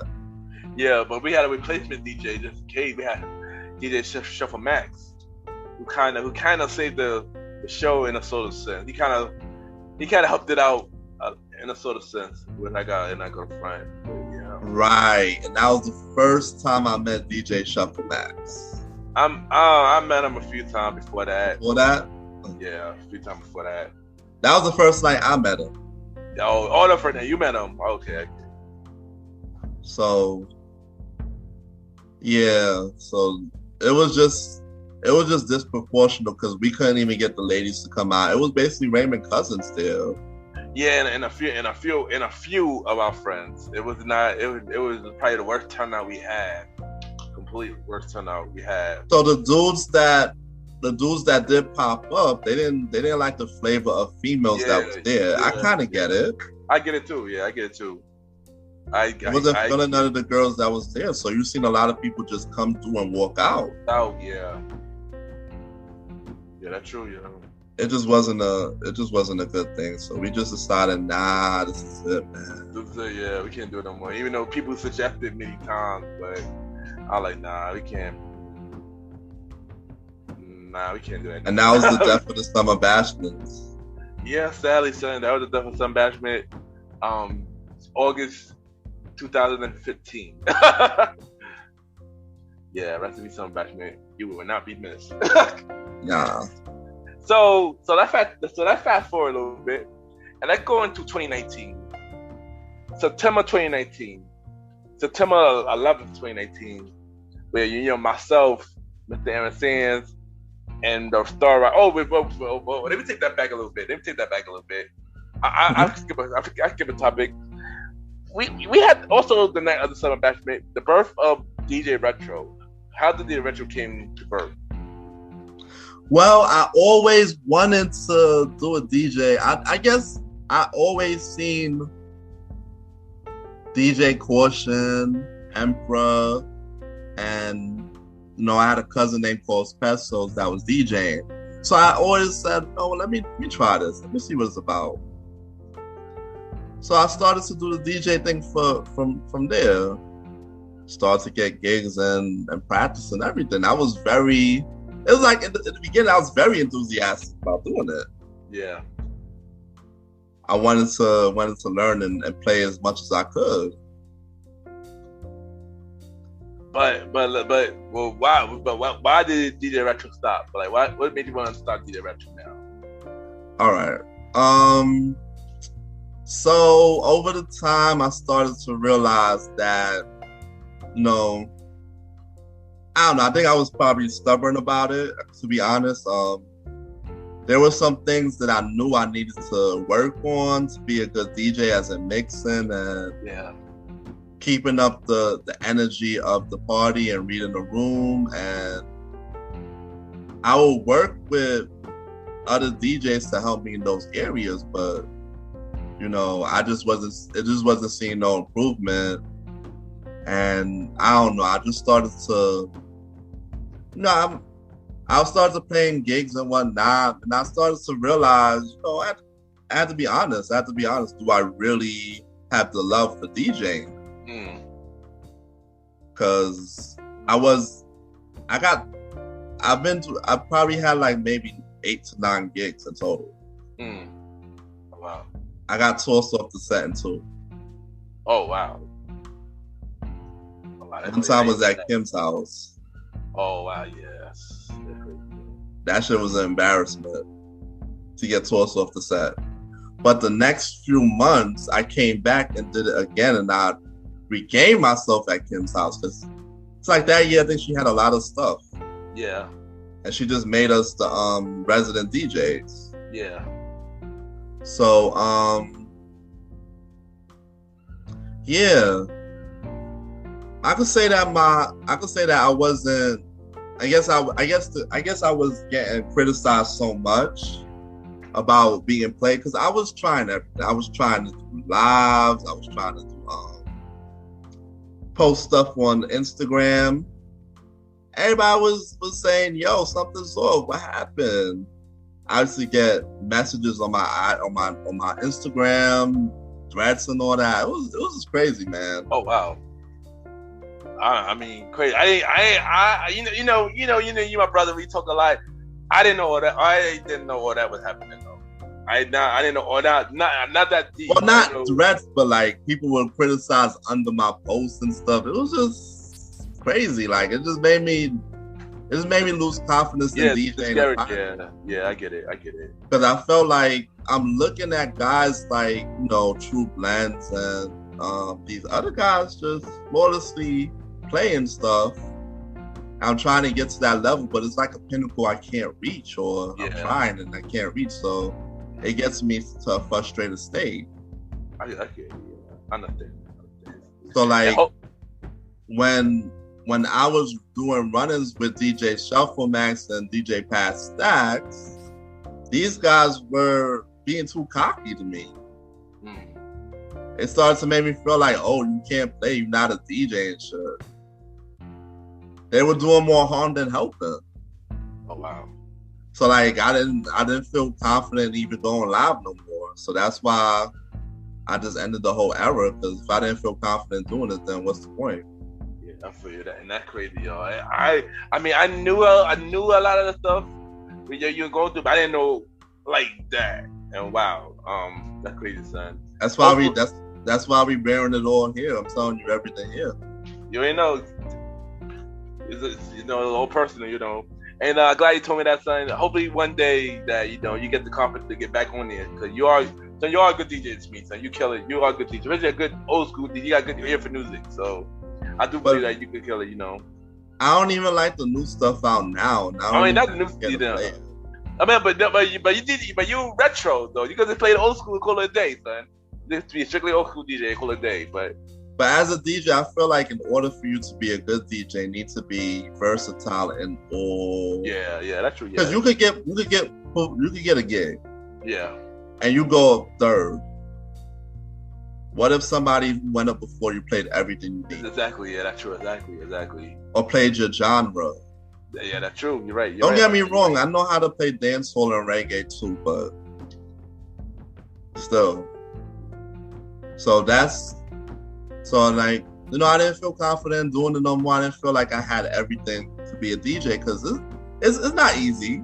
You gotta be able to multitask too. You gotta be able to do certain things. Your timing gotta be perfect on the blender. Yeah. So without some of that, I just feel like nah.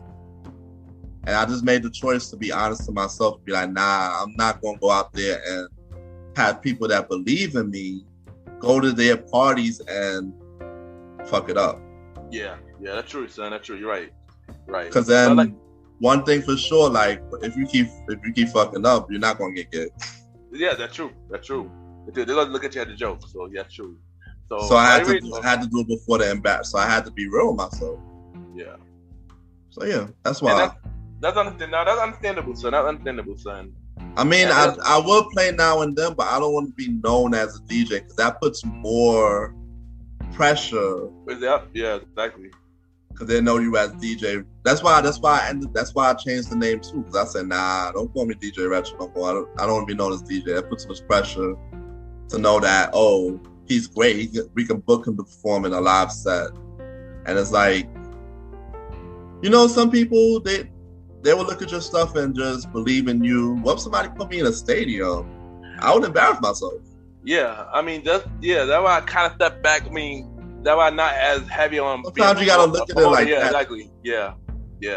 I get it. People do be looking for you to perform in front of millions of people and stuff, and that's not a platform I can do it right now. Yeah, that's true. And these are like people from, you know, strangers. They don't know you. Yeah, exactly. They're just like, yo, we need a DJ for Saturday night. Yeah, that's true. Yep, that's true. So yeah, that's exactly the truth. That's why DJ Retro's no more at the moment. I get it. And now that I know the whole story about it, that's definitely understandable, son. I'm sorry that happened to you. You didn't deserve that. And you ain't know, you're a good DJ to me, so you because I like you as a DJ, you know. So you ain't know, man. Hopefully one day you get back in it, son.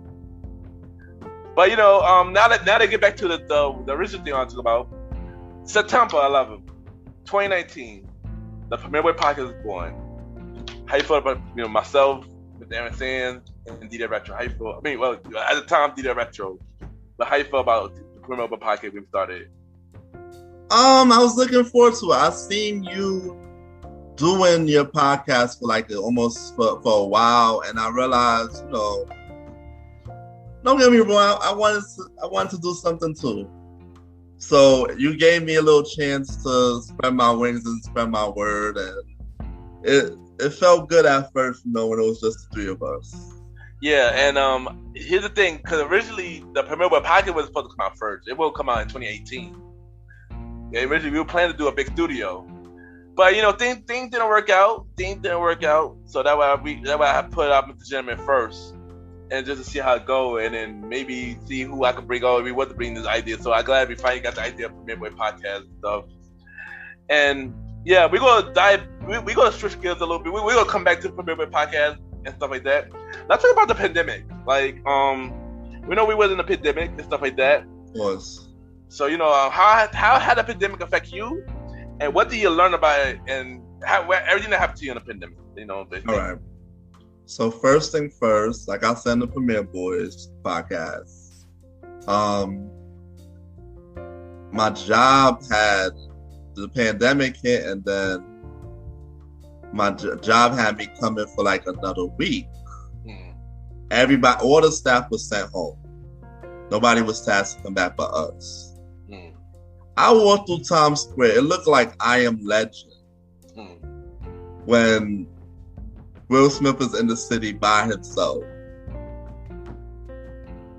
I'm like, wow, this is really happening. So after that, it's like we all wear masks, we all staying home. I'm locked up. My family members are catching COVID left and right. Oh, wow. First my dad, then I think my aunt, then my mom had it, and she recovered. She had it the worst. I thought I was going to lose her last year, but she recovered and she's fine. That's good. So I'm gonna say my ex-lady, she was making a big deal about it because I was trying to be there for her and my parents during that time. But she was making such a big deal about it. She was like, oh, you can't come over there and come to me. You live with people. Well, if you catch COVID. It was a lot, you know. And then it was a lot because, you know, working from home was tough. It was a new thing. Nobody understand how to do it. Like, when my bedroom was in my parents' house, is literally in the living space. So I set up my room to work, and I'm hearing people use the blender. I'm hearing people on the phone, and I'm just getting angry because I can't do my Zoom meetings. I can't hear nothing. So pandemic was really hard for me because after the pandemic, you can't go nowhere. You're just stuck. Yeah. You're stuck in the house. You do a grocery run, you're outside in a line. You end up just cooking because you're not going to go outside and buy no more. Yeah. So being stuck with everybody in the house was just exhausting. All the energies and all the people there all the time, because where you going to go? Yeah. So the pandemic was just a test, because you just stuck around people all the time, whether it was your family, your significant other. It was just irritating because I'm used to being able to just go and come. Yeah. Couldn't do that. Sure, like Uber prices started to rise. Yeah. The way we live life entirely just changed. Yeah, it did. What it taught me, though, is to appreciate those you have. Always check up on them every now and then, because you never know. We was getting news, not only from family members, but people we knew personally losing their family members. Yeah, or losing celebrity. Someone we knew was dying as well. Yeah. So the pandemic was a crazy time, especially since we had President Trump leading the way, and the only thing that was the shining light was Governor Cuomo. Yeah. His announcements every day at 11. Yep. I was tuned in, all those announcements, and so pandemic was just crazy, and it's like now that we kind of trying to get back to normalcy, it feels better. It feels good to be able to walk around, because not being able to do nothing for the whole year, I think I even stayed at the house. I celebrated my birthday at home and everything. Yeah. I have nobody around. Like, my family was so they were so scared that people wasn't able to come to the house or nothing. Yeah.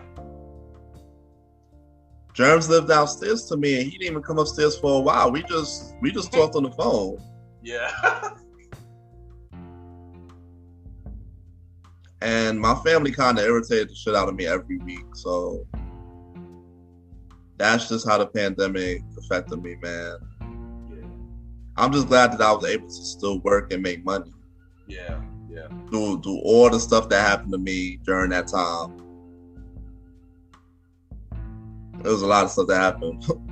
Yeah, a lot of stuff, man. I don't know if we're gonna get to all that, but yeah, it was a lot that happened in the pandemic, yeah. But and what happened taught you? It taught me to always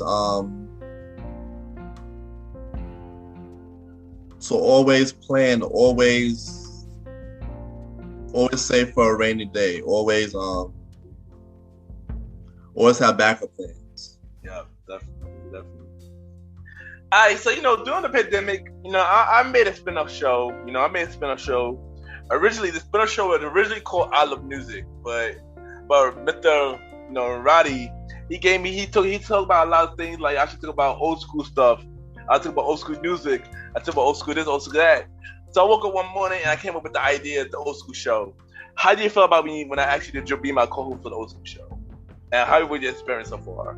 I was excited. I was like, oh man, I can talk about stuff I really love. I was like, yo, this is gonna be good. This is my lane. This is something I can do. I was really excited about it. And I'm not gonna lie, you know, doing the old school show with you, it's been really exciting. It's been probably one of my exciting shows that I always want to do. So it was a whole different change of scene between the Premier Boys and the old school show, because Premier Boys podcast, it seems like we're debating. Yeah. We're debating topics, and the old school show is just with conversation about topics. We could be ourselves. We could joke around. And it's all careless fun. Nobody really judging us or nothing. Exactly. And like I said, I enjoy doing the old school show, man. I enjoy it. It's definitely one of the fan favorites now. Everybody loves the show, son. We get a lot of good views. But that Nickelodeon episode, man. That Nickelodeon episode is a hit. The Disney episode is a hit too. The Disney episode is a hit too. Those two became one of our biggest episodes. So thank y'all for tuning into the old school show. And yeah, you know, every 4th and 5th Sunday at 12 a.m., the old school show, myself, Star Roddy Rod. Yeah. All right, so now here's the question everybody want to know. This is the question everybody want to know. December 18th, 2020, the Premier Podcast Season 1 finale. You did the unthinkable. So you did the unthinkable. You left the show. You walked out the show. Why? We want to know why you did that. What was going through your head? Why? What made you want to go do that decision? Well, previous episodes made me feel like my opinions weren't being heard. My voice weren't being, my ideas weren't being taken into consideration. I was being cut off. I wasn't being heard, and there was times even you were saying, "Yo, let Roger finish. Let him speak." And I even stopped caring. I started to eat during the recording. I started to dip out early. Because y'all was talking about wrestling, and y'all wasn't talking about wrestling for 20 minutes, knowing damn well y'all should have kept it short. So y'all don't know what y'all was doing, but y'all was cutting me off, and y'all wasn't giving me the space to talk. I wasn't being heard, so I left the show because I didn't feel respected.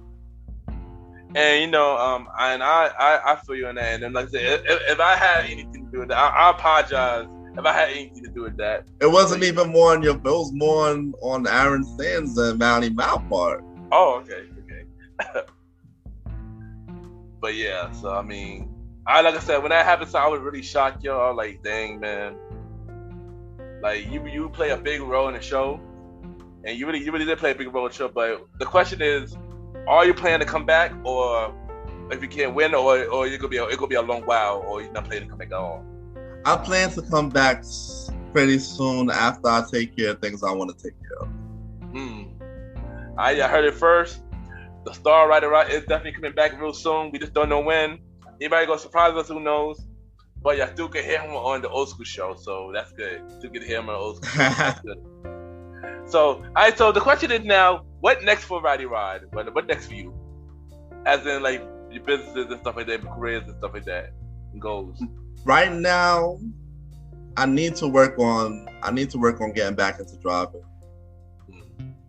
I don't own a car, and honestly, it's getting on my nerves that I have to take public transit and Ubers everywhere. So, next thing for me is saving up more money, working for more money, and saving up and buying my first car. I don't care how long that takes. You gotta do what you gotta do. That's a good goal. Actually, that's a good goal.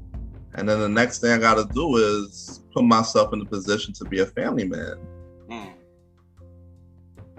So those are the two next things for me. I feel it. That's a good goal, Joe. That's a good goal, Joe. So you already know, before you go, sir, we're gonna play a segment game. We're gonna play a segment game called 5 Random Topics. We'll ask you 5 random topics, and you tell me, you tell me how you feel about them and stuff like that. And you know, so are you ready? Yeah. All right. What is your idea make? So basically, what type of woman you go for? Well, I need somebody who's intelligent.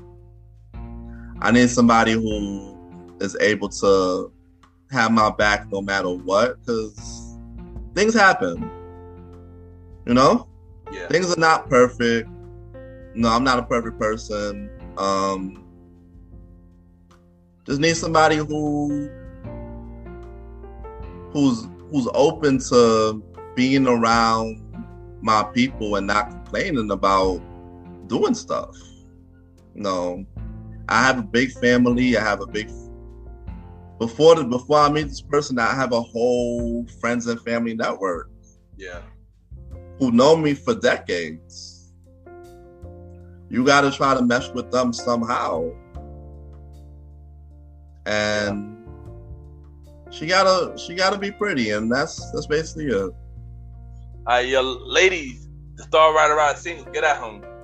All right, name 2 things that you like to do or watch, and 2 things that you don't like to do and watch. I like to watch Family Guy. Like I watch it on the marathon. If nothing's on, I watch it on the marathon. I like to walk. Just randomly, if I'm not doing something, just get up and walk outside somewhere. I don't care where. Yeah, you do that. You do that. Like, I don't like manual labor, to be honest. I'm not a manual labor type of person. And that kind of pisses a lot of people off.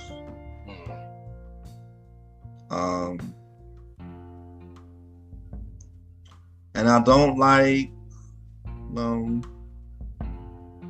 and I don't like confrontation like that. So yeah, in the perfect world, I wish that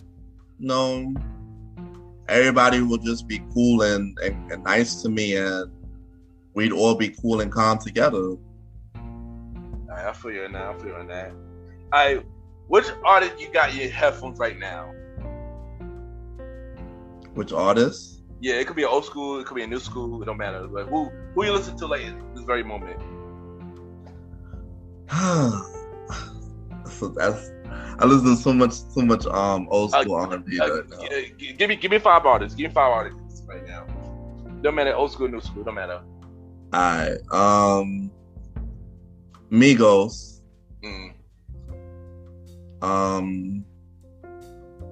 Case. Okay, yeah. Donald Jones. You already know. Meek Mills. And Golding. Of course. Nice. Okay. Which TV show finale shocked you the most? Literally the has and have-nots. Really? Because he made everybody die except one person. That's true, and we spoke about. And I didn't really think. I really thought that some other people would have made it out. To be honest, I thought David would make it out too. I thought David would make it out, and yeah. Everybody else, I wasn't surprised by everybody else. David was the only one I was shocked about. To be honest with you, that died. Wrong place, wrong time for him. Basically, yeah. Basically. If he would have left the house earlier, he'd been good. Yeah, he would have been good. Exactly. All right, and last one artist that you want to see in concert. I mean, well, if you want to name 5, you could name 5, but name an artist that you want to see in concert. Who do I want to see in concert? I would love to see Usher.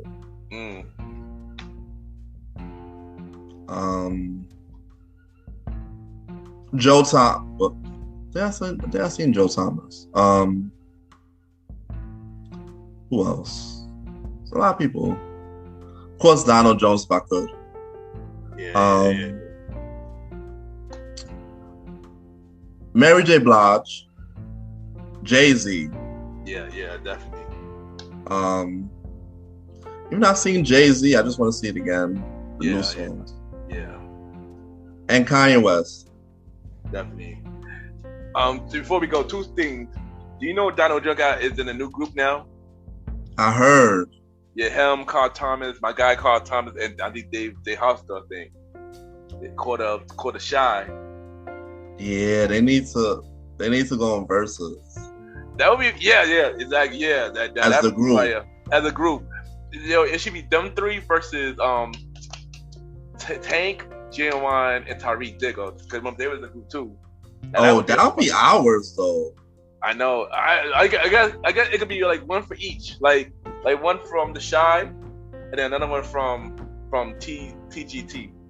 Yeah, but you're looking at like a damn near 5-hour versus. That would be a long time though. Yeah, that would be a long time versus. Because you got some people that got mega hits in there. It is. That would be fire, son.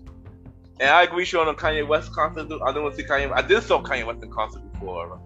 Very random time in the city. Oh, switch him to Drizzy Drake.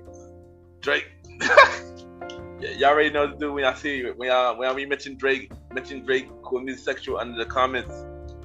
Yeah, I don't mind a Drake concert, but you know he's so in demand. His ticket prices are probably extremely high. Yeah. Shockingly, Drake is one of the biggest artists out. I mean, I have to admit it. I'm not the biggest Drake fan, but yeah, he is one of the biggest artists out. So yeah, but you already know, bro. The star Roddy Rod. Thank you for coming to the show. You ain't know. You're pretty much a part of the Mr. Jim like the podcast family, so you ain't know. Y'all can catch him every 4th or 5th Sunday on the Old School Show. Yeah, killing it right now. You know, by the time this record him, the next episode will be the Disney movies. So yeah, wait, no, drop your information where they can reach you. You know the deal. You know the deal already. You know what to do. You could just follow me on Instagram at the star Roddy Rod. Yeah, I know how to spell the star.